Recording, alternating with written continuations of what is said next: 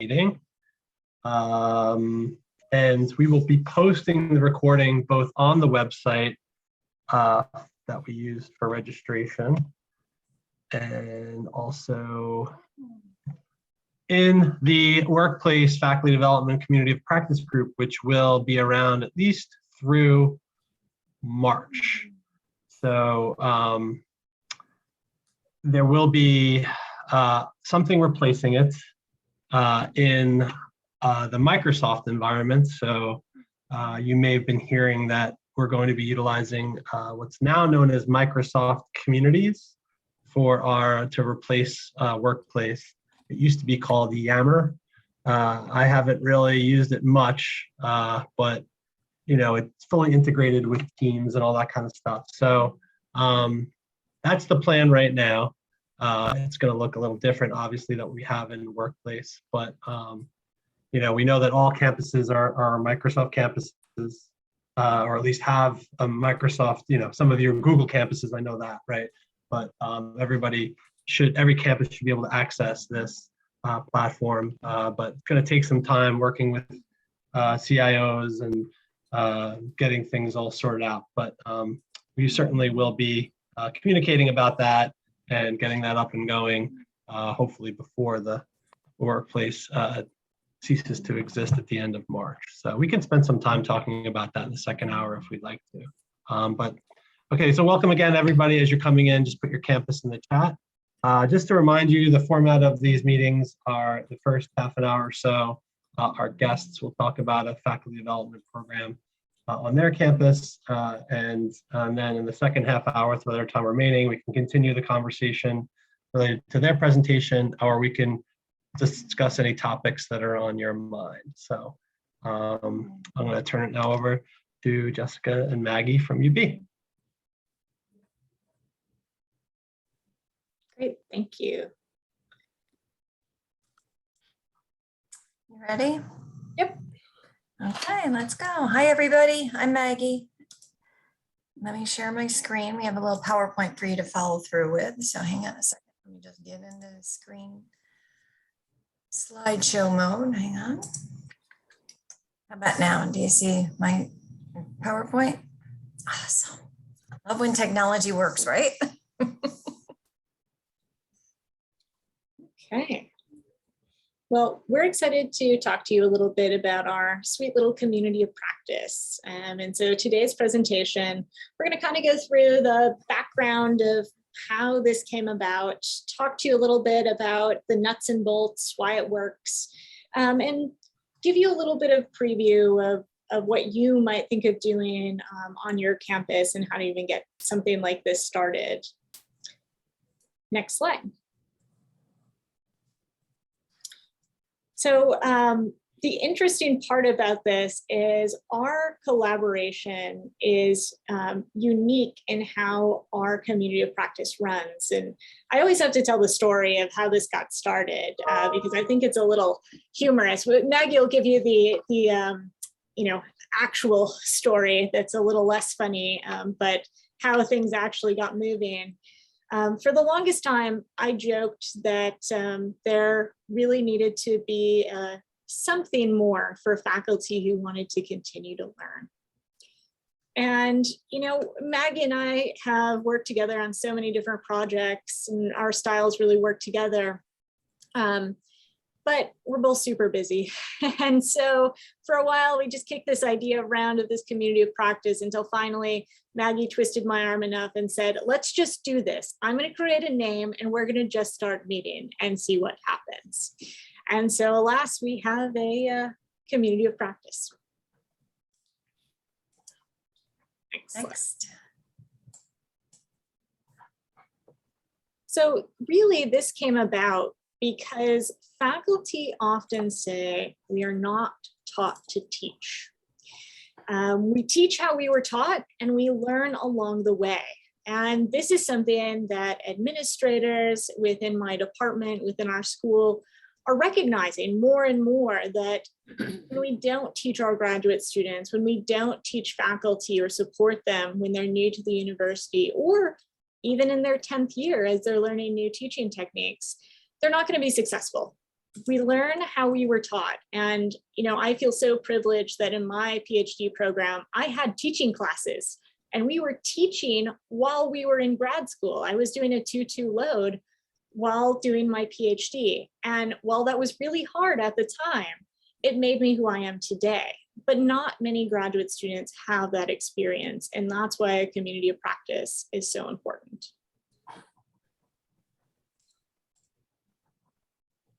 So I'm going to turn it over to Maggie to talk about our creation. Yeah, so as Jess said, after I teach UB faculty best pedagogical practices in their class for their teaching journey here at UB.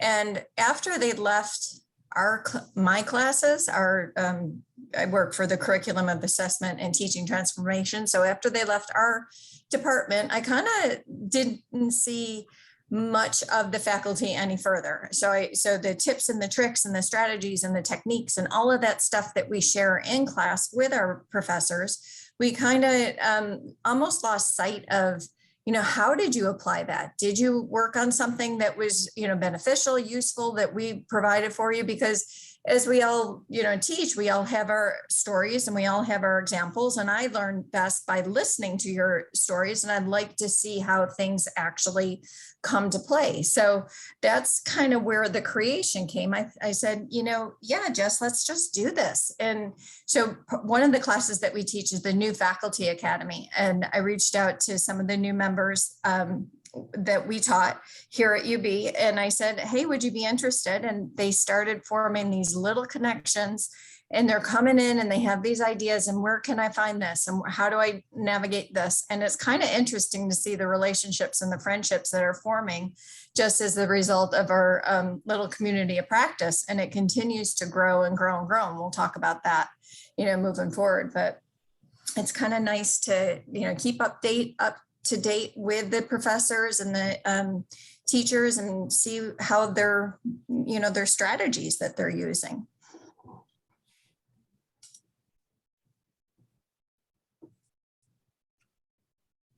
So the definition of a community of practice is pretty straightforward. And I think it's important to recognize that people have similar roles and responsibilities.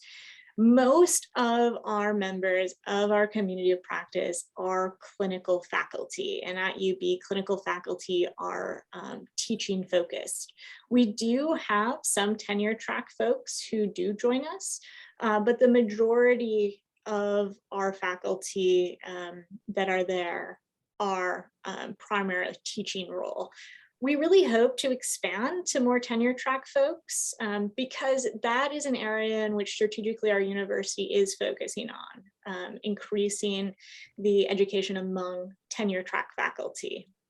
So it's important to think about as our community grows of, do we need two communities? Do we, split this out a little bit because people do have a little bit of different responsibilities or roles, or does it make most sense to keep everyone together?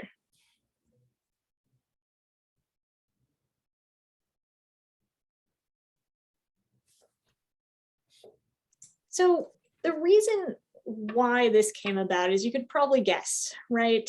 Teaching is tough.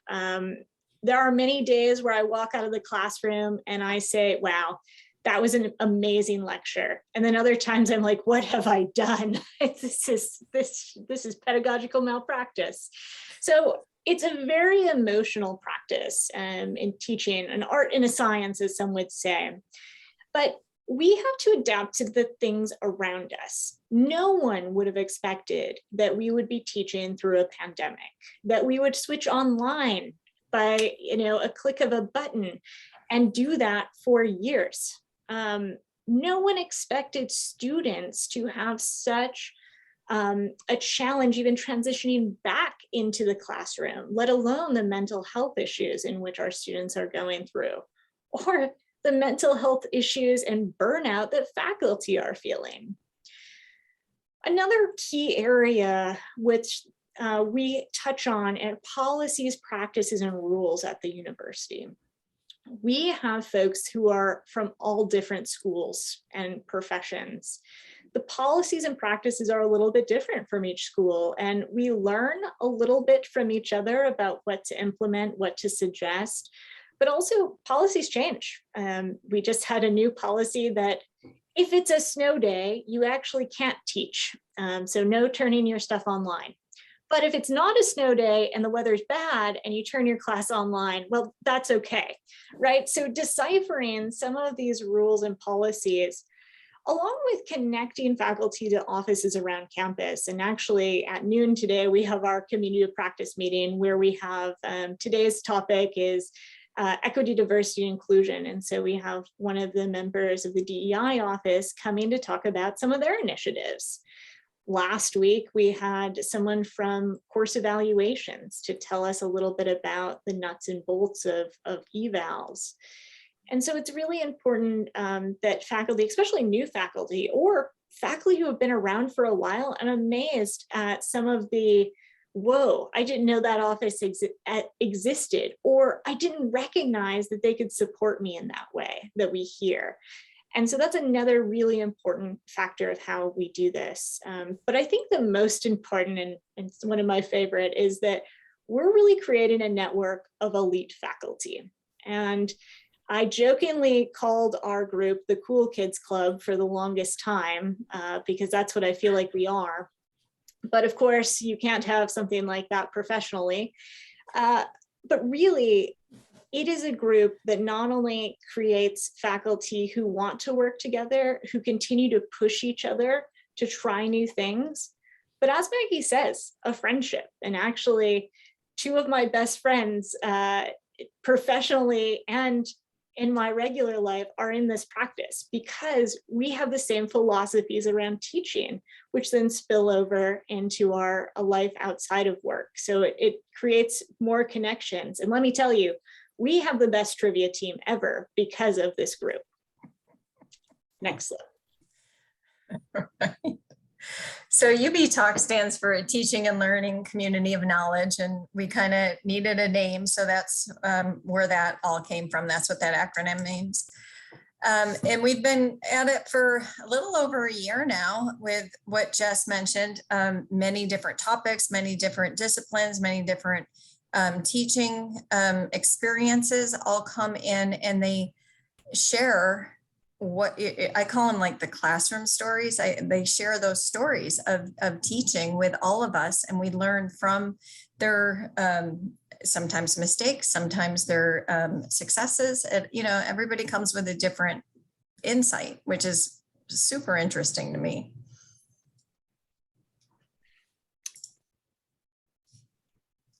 There's your Cool Kids Club.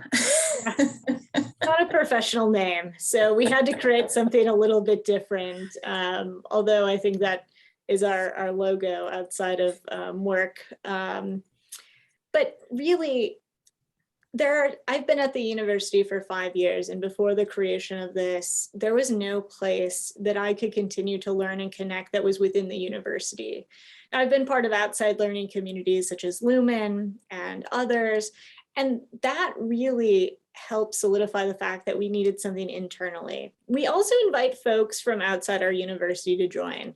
Anyone's really welcome. We meet weekly, of course. It's you don't have to come every week, but it's nice to build that kind of support that we see. And it's sweet to see how people have changed their ideas over time.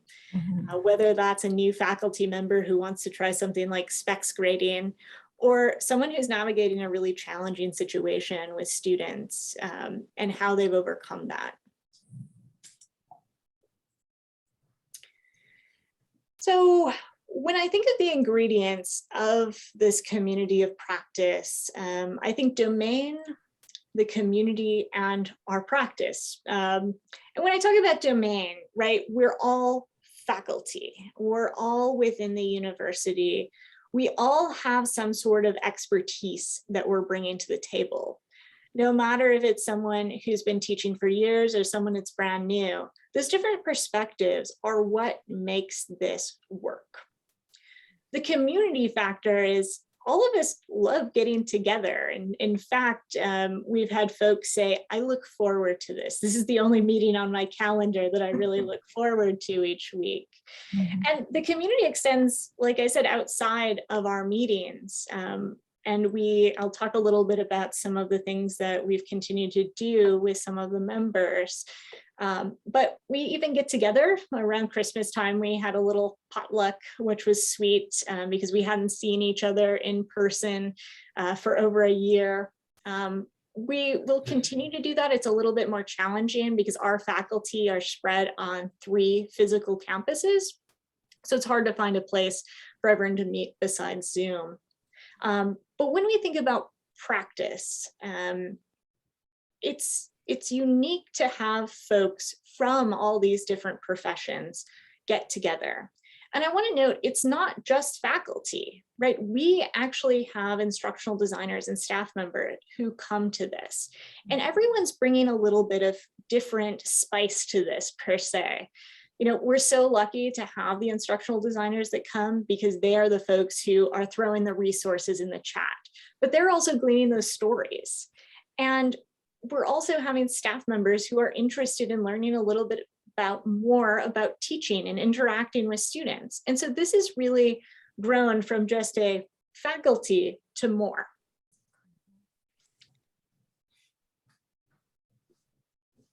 So the culture of our group, there are really low barriers to engagement, right? You don't have to come, you don't have to talk, but in fact, some of our quietest members usually add something to the conversation each week, and that's because we create a comfortable environment. We have the support for sharing with others, and when we talk about this sharing, we start off with an icebreaker, usually each time, and the icebreaker is wins, woes, and woes, so that we talk about what's happening in each other's lives. And it's nice to hear, the wins that people have and work through those woes. Many of our departments don't actually have a formal mentorship program for teaching. And so this creates an opportunity for that informal mentorship program. And in fact, I'm putting together my materials for promotion. And I included this because this is a professional development activity. And I encourage our other members to include this on any other materials. Our participants believe that their contributions matter, and they do. Everyone has something to contribute. And they are really adding something, whether that's a different perspective or even providing input to some of these offices around campus of things that should be changed. So we've had the evaluation department, we've had career services, we've had other departments that want to hear from faculty come and either do like a mini focus group or ask some really important questions to get to faculty who are really interested in providing that feedback and making change.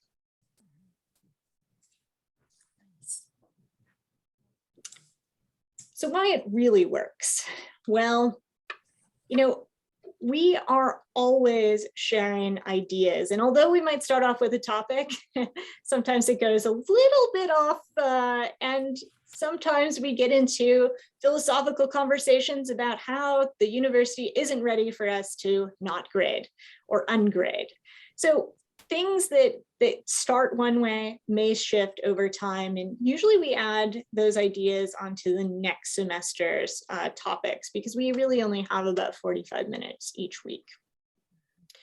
With our different level of experience, which we have, it really helps to expose gaps in some people's knowledge, but also maybe where they're not willing to push boundaries, and having a platform to be able to discuss that with others of why I don't feel comfortable doing this in my class and getting the support from others. I think that's really important. And that's not something that people may feel comfortable doing with other faculty within their department, but because we have folks from all over the university, you're getting that support to push boundaries. We have some really hard questions. Really, there's no clear-cut things with education. While there are best practices and evidence-based practices, what might work for me might not work for someone else. And this group provides that platform to really ask those questions and think about how you can do a little bit different, things a little bit differently. Absolutely. So if you dive into the research, there's some research done on communities of practice, and it allows for application of knowledge, tools, social relationships, just as we were talking about, that happens with our group. And it is a fertile ground for processing ideas and co-creating new knowledge. Now, what hasn't been studied is if this actually changes faculty's effectiveness in teaching, right? They're getting that social support, that collaboration, but does it make them more effective? Jury's still out. I would argue yes, because you have that support. Mm-hmm. So as Jess said, oh, I'm sorry, hon. Oh, no, go ahead, Maggie. No, as Jess said, here's a direct quote from one of our more seasoned professors, that they look forward to our meetings each week and just bringing the information and asking the questions, just as what Jess was mentioning. Oh, I think we saw that already, right? Yep. So here are a sampling of topics that we covered. Just mentioned some of those already.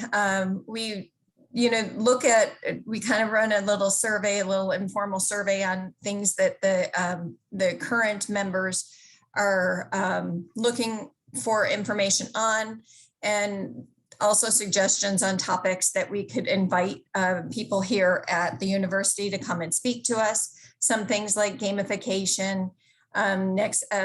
Today at noon, we have a topic, or we have Jared Stroll coming in from Diversity, Equity, and Inclusion to talk about some classroom strategies.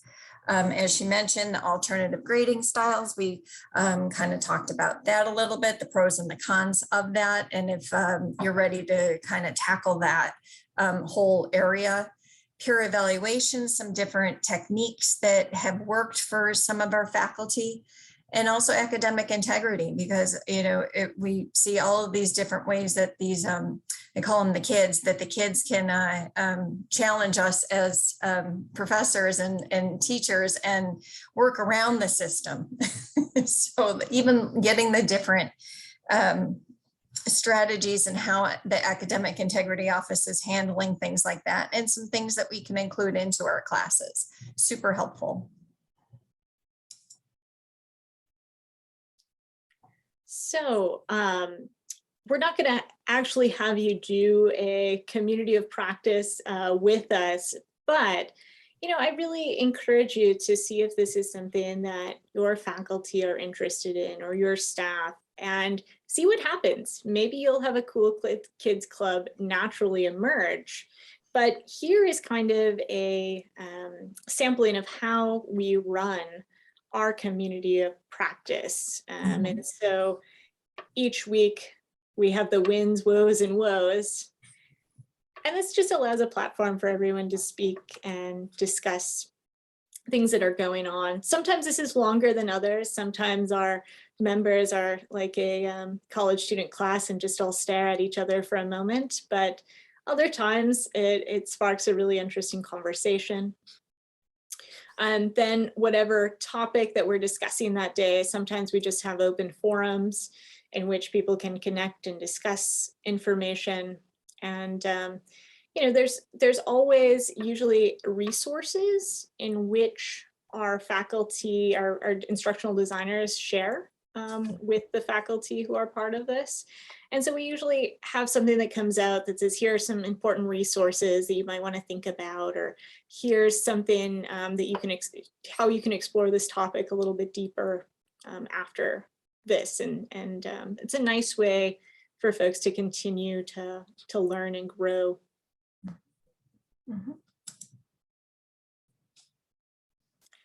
So where do we go from here? Well, we're only a year old, so we're going down this journey, and we want to continue to grow. And our recruitment as Maggie was saying, we want to continue to recruit from those formal training programs, but also we encourage our members to bring colleagues from their department or others that they may feel are interested in this. Continue to have evolving topics. Sometimes, most of the time we have a topic, other times we may just have a open kind of session where the wins, woes, and woes drive our conversation. We want to start offering some more professional development. Like I said, I think this is a true professional development opportunity because faculty are connecting and learning from and with each other. And so we're working to formalize this a little bit more with the university. We want to continue to encourage that institutional support, and recently we now have a web page on the CAT site, which is great to show that we actually exist and we're not just a cool kids club anymore. Furthermore, summer is a weird time for a lot of our faculty who are typically 10-month, but this past summer we had a summer book club, which was really great, and we had a group of participants who met weekly to discuss James Lang's Small Teaching, and part of the chapters from Flower Darby's book of online small teaching. And that was a really nice way. We're already talking about next summer's, this coming summer's book club. And we have actually one of our members runs that. And then trying to figure out ways to recognize faculty for participating in this. This is 45 minutes out of their week, every week. Now they may not come every week, but this is a chunk of time in which we all know time is very scarce. So how can we make sure that their chairs, their deans recognize that they're going to be above and beyond their job to continue to learn? And so that's what we're exploring next. Mm-hmm.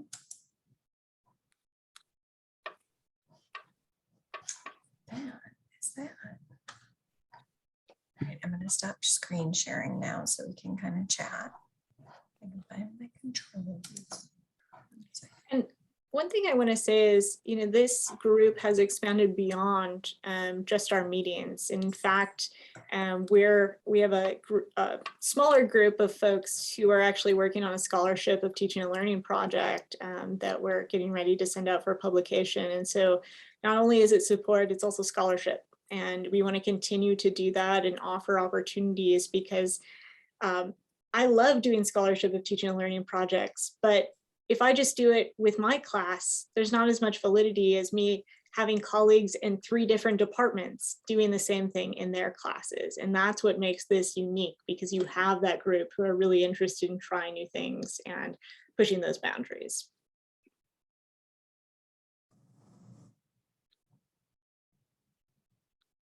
Sheree, we have done that as well. As we've had like an open forum.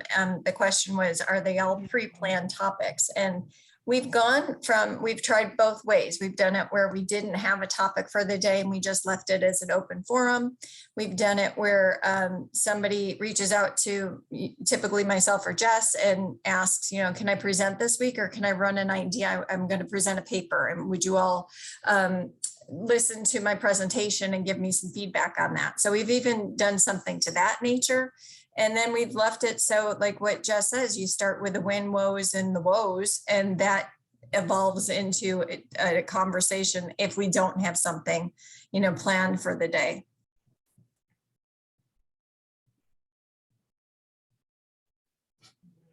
So yeah, feel free to use the chat for questions, or just, not a lot of us here, so if you just want to ask a question, go right ahead.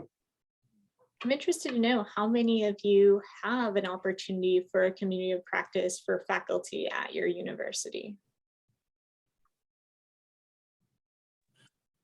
So I can jump in on that. I guess it depends on how you define community of practice. We've done things in the past where we have run cohorts of faculty around specific topics. It's a little bit different than what you're talking about for this ongoing community that's getting together to talk about lots of different topics. We've done this for online course development in the past. And right now I've got hopefully 3 cohorts of faculty kicking off to go through the Teaching and Learning in the Diverse Classroom MOOC from Cornell.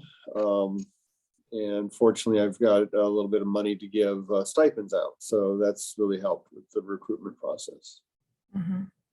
Yeah, that's great. Mm-hmm. Sherry, you also have one?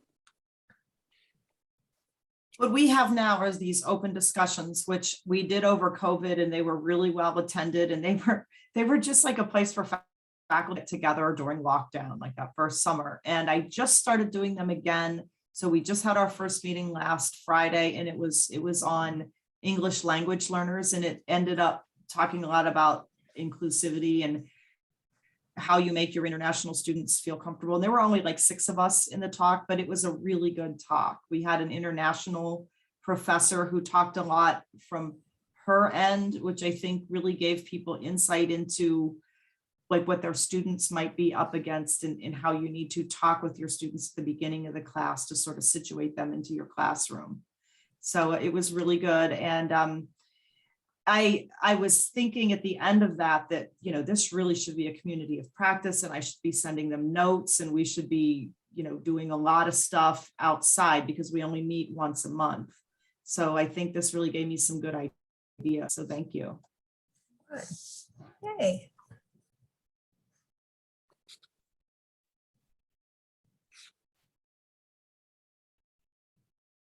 Yeah, and my sincerest gratitude to Maggie for the initial arm twisting and continuing to support our group, because without her, I'm too disorganized to keep everyone together and to send out everything with everything that's going on.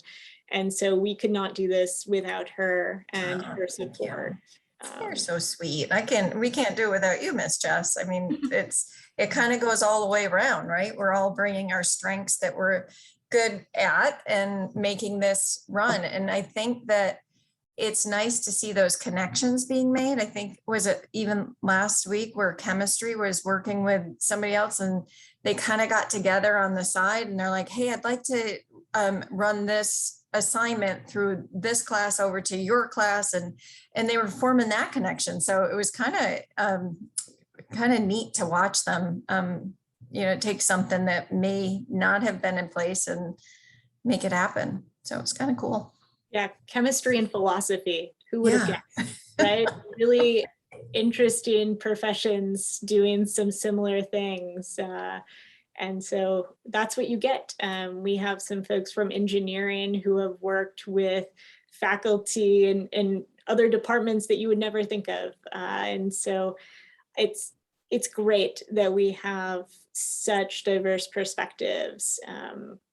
And we do have a range of experiences within our group, whether it's the faculty that this is their first year and they're really looking to make those connections, to folks who've been teaching for over a decade. And that is really neat to have.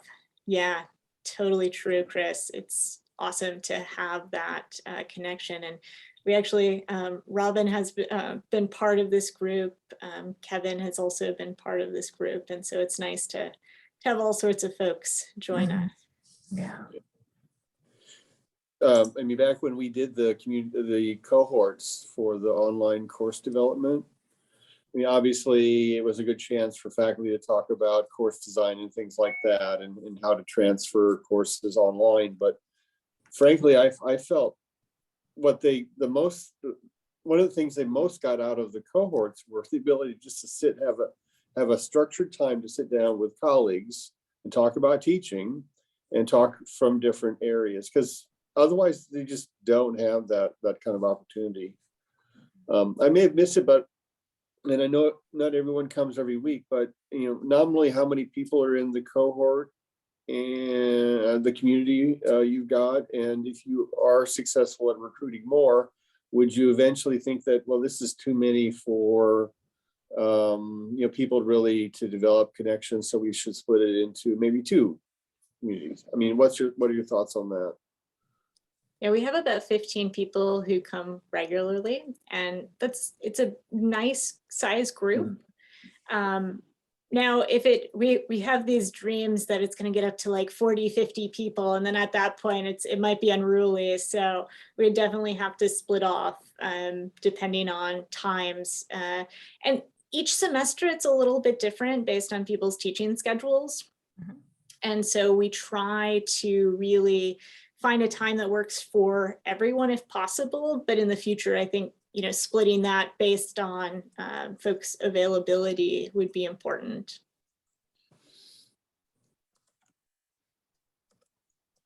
This is Robin. I just want to say that the group that Jessica and Maggie run is a tremendous campus resource. And the faculty really get a lot out of it.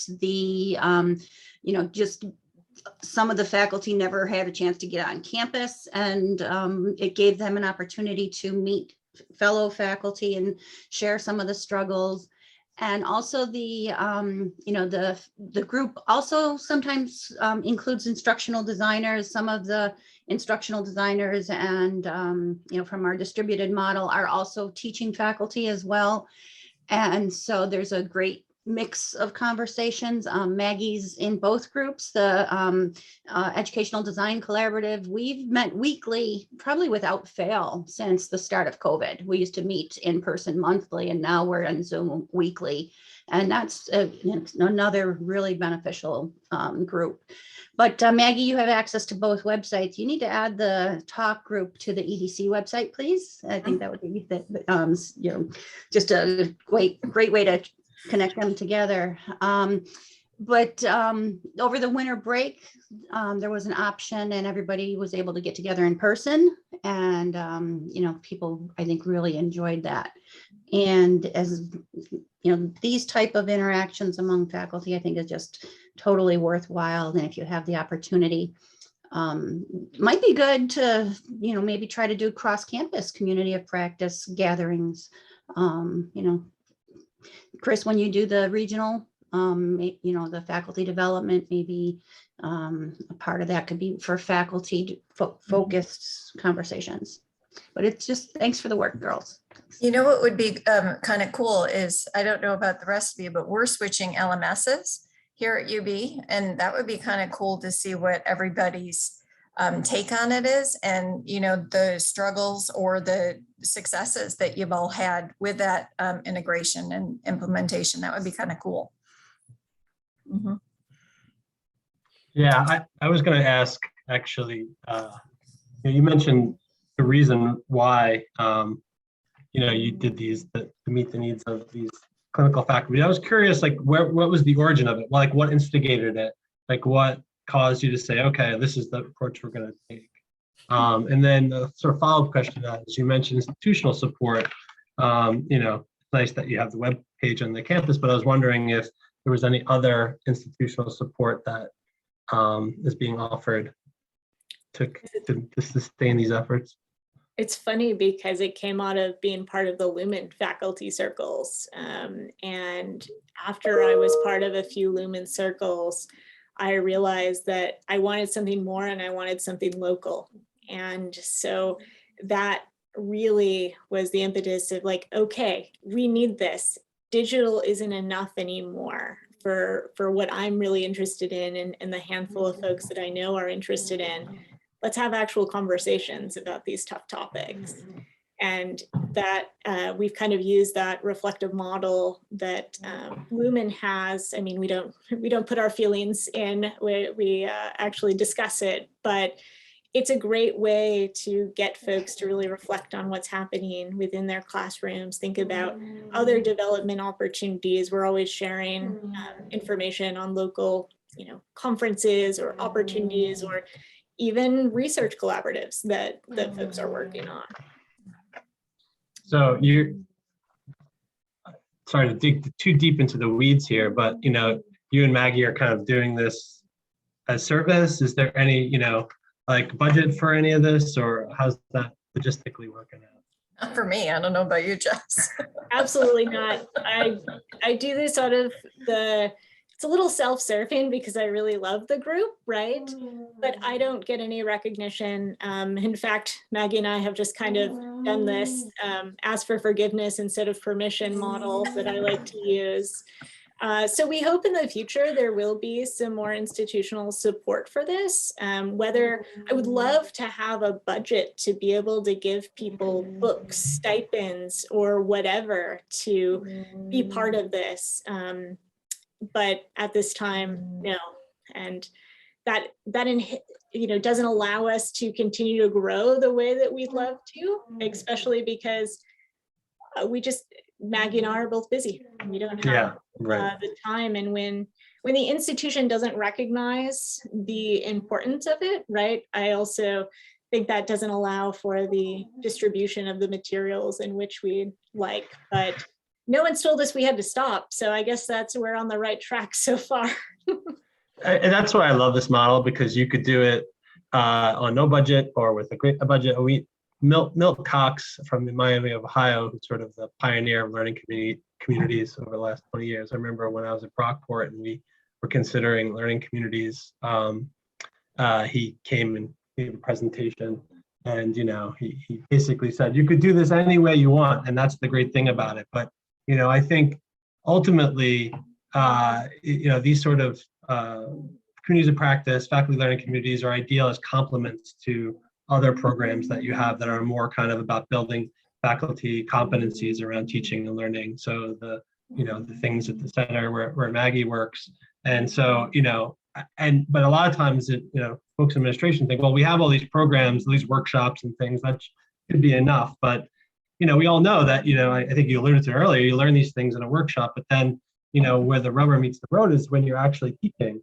And, the Lumen model is you reflect as you go while you're teaching. And so that way it kind of helps you reflect on it, change things, and then learn not only, capitalize on what you learned in the workshops, but then figure out what else you need to know. So there's sort of an iterative process of learning new things, applying them, and then learning other new things, applying them, and kind of doing it like that. And so it really should be something that's more systematically integrated into the professional development that campuses offer.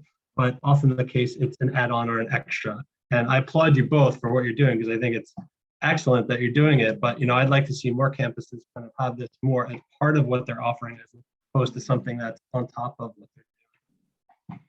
Yeah. Off my soapbox now. No, I love it. As much as I love being a renegade, having support for doing the things that you want to do, it always makes it a little bit easier.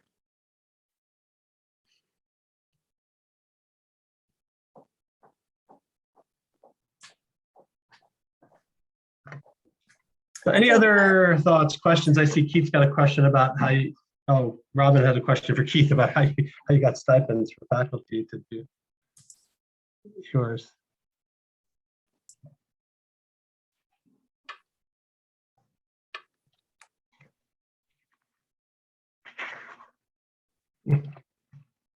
So I'm actually on leave this year and next year from purchase, although you can't tell it from where I'm at. But part of my gig as being president for University Faculty Senate is that SUNY kicks money back down to me to not to me, to campus to replace me. And so they're not hiring an interim director for the center here. So what we came up with is to use the money, at least some of it, to provide stipends for faculty to participate in different kinds of workshops, programming, not just workshops. So yeah, it's not a thing that I can count on. Yeah, that is the difficulty, right? Right there. That it tends to be like, I know on community college campuses, you can get Title III funding to do a lot of this kind of work. And so some campuses, the community colleges use that. It's a lot of it is usually kind of catch as catch can rather than systematically part of it. I don't necessarily think you need to pay faculty. Sometimes it's good if they're spending significant amounts of time, maybe designing a course or making changes. But at the very least, having a budget to help, pay for conferences or maybe purchase books for the book club, or, that sort of thing is usually good. Yeah, it's interesting because with UB being a research-focused institution, I think it's even more challenging to get teaching-related content or information to folks and have them recognize it as something that's really important.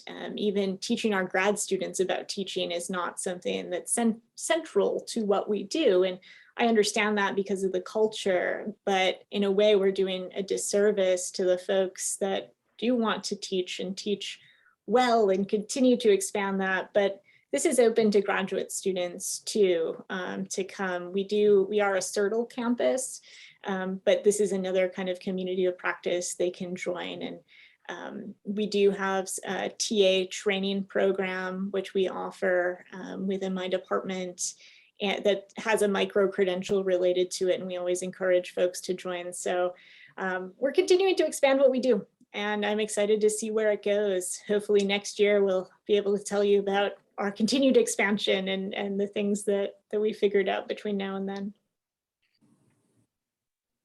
I just put a link in the, Sorry. I'm sorry, you want to go ahead, Maggie? No, I was just going to say we're up to in excess of 50 folks that are on our email list, and people come and go just to kind of like read. So nobody's being paid anything. It's just their own knowledge and their own information that they want to learn. And they're typically those teachers that just want to try something new, see something different. Could I try this? Did this work? What was your experience? So everybody kind of comes and at their own free will, and it's all word of mouth, which is kind of cool too. So there's not a big initiative or a big push from anybody behind the scenes. It's all us. Sorry, go ahead, Robin. Yeah, I just, the questions and stuff had me thinking, has anyone ever considered the UUP JLMC campus grants option? It's, run through the same UUP contract money, so it would not be available for community colleges, but for the same funding that funds the individual development awards. When I first started at UB, actually that's the what initiated what's now called EDC. We've had many acronyms over the years for our instructional design community of practice, but that started with one of these campus grants awards. The objective, it's a rolling deadline. The campus does need to fund 40%, so an in-campus match, but it has to be something new, which this qualifies for. I think I had applied over the years and they said, sorry, that's not a new idea. But something to talk about, and maybe if you guys want to talk to me later, but it's just, I don't know, grabbing at threads might be some way to get some money to bring a speaker to campus. I don't know if it could fund, it probably can't fund stipends directly, but it can fund maybe a core group going to a conference, something to keep in mind. And I'm not sure, has anybody got experience with that grant? That's the first I've heard of it. That's really cool. Thanks for sharing that, Robin. Wow, I did not know about that. There's another grant on that same page that is per 12 months staff calendar year, and it has the same thing, 40% match. So I want to look at that too for individual needs. Thank you. Mm-hmm. A question for Maggie and Jessica. Have you thought about, or do you provide letters to the faculty who participate for their files? And if so, would that be something that would be of interest for promotion and tenure in terms of the culture on your campus? Is this something that would be seen as an asset for faculty to have in their files as they go up for annual review and so forth?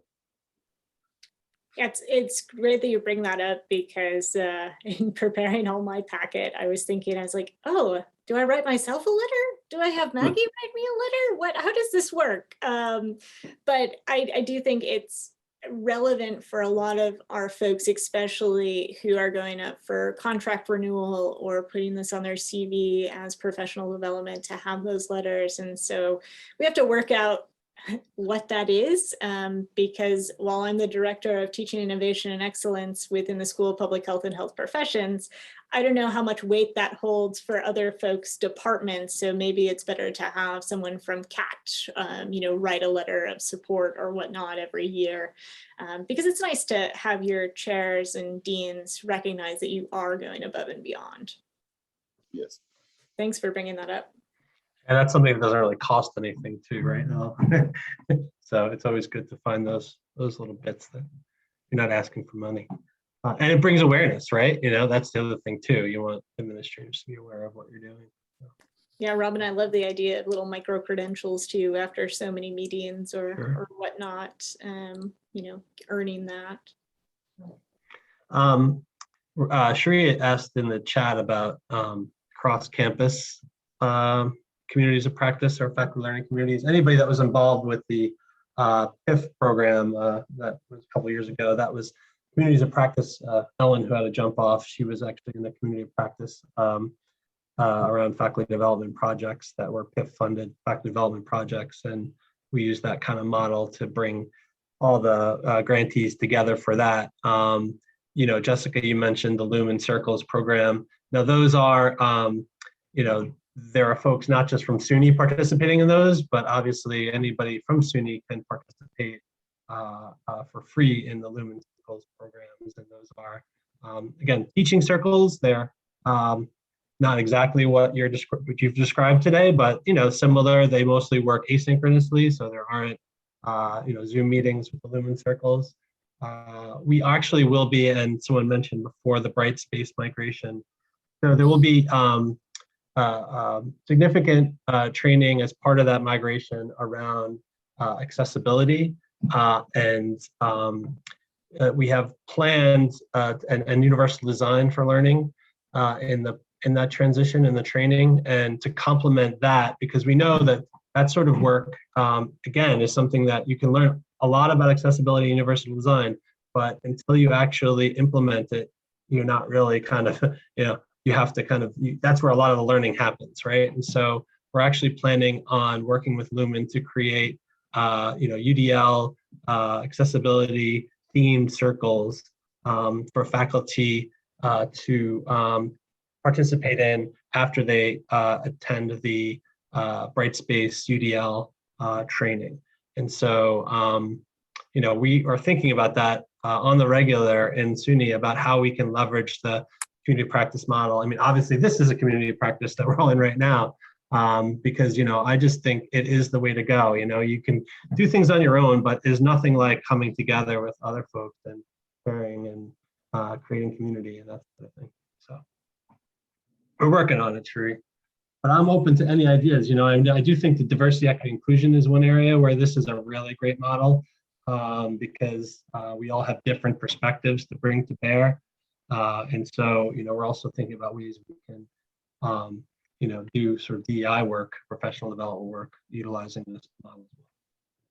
Hey, Chris, if you do go forward with the idea of an accessibility-based Lumen Circle kind of thing, it would be wonderful to see it as welcoming to staff, because one thing I think about the Lumen Circles program is that it's always, faculty should participate, but staff are never really encouraged. Yeah, but the reason for that, Robin, is not so much that, it's just that the way, they certainly could, and I think Lumen might develop circles for staff eventually, but the way the program's structured each in a weekly basis is that all the discussion prompts really ask you to reflect on what you're doing in a classroom. Mm-hmm. So for someone who's not currently teaching a course, or maybe even a professional development course could probably count as well, you would struggle to figure out how to kind of participate. I think you can make it work. because that's what I'm doing. And I think I can make it work. And, you know, I'll know more, what is it, 9 weeks, 10? I'll know more in a couple weeks and I'll report back. That would be But I great to think- know, yeah. I think it's workable. I think for those who are supporting faculty, I could see it working, right? Because you can kind of, you know, just think about your programs that you're offering for faculty. I mean, we're all kind of, you know, instructors of the programs that we offer on our campuses, you know, so, I mean, so yeah, definitely, I'd be curious to hear like this. But Robin, to your point, is that we've been thinking about how we can, you know, use the Lumen model for other programs for staff. So one, especially in the area of DEI. So we're kind of working with some populations or groups of folks within SUNY to pilot reflective practice groups around DEI with a DEI focus. And actually, if you're interested in reflective practice groups and how they work, Dina Merlis from MCC at one of our meetings will be kind of leading folks through what a reflective practice kind of session, how it looks and what it kind of entails. And so that one is on March 23rd. So it's one of our Wednesday meetings at 10. All right, so it looks like we're about out of time. Any final words or thoughts or announcements? Or I like that icebreaker, wins, woes, and woes. I thought I'd heard them all, but I'd never heard of that one. So. It works really well because sometimes you just got to talk about your woes or, whoa, I can't believe that happened today. Thank you so much, everyone. Thank you all. Yep, and we'll be sharing out the recording, putting it on the website. And again, our next meeting is on the 23rd at 10, and we'll hear about cohort training and online instruction and course development from Dave Wolf at City Perspective. So more about bringing faculty together in cohorts. Great, love to hear it. Yeah. Thanks again, everybody. Thank you. Thank you both. Thanks, Maggie. Thanks. You're welcome. See y'all. Have a good week. You too. Thanks.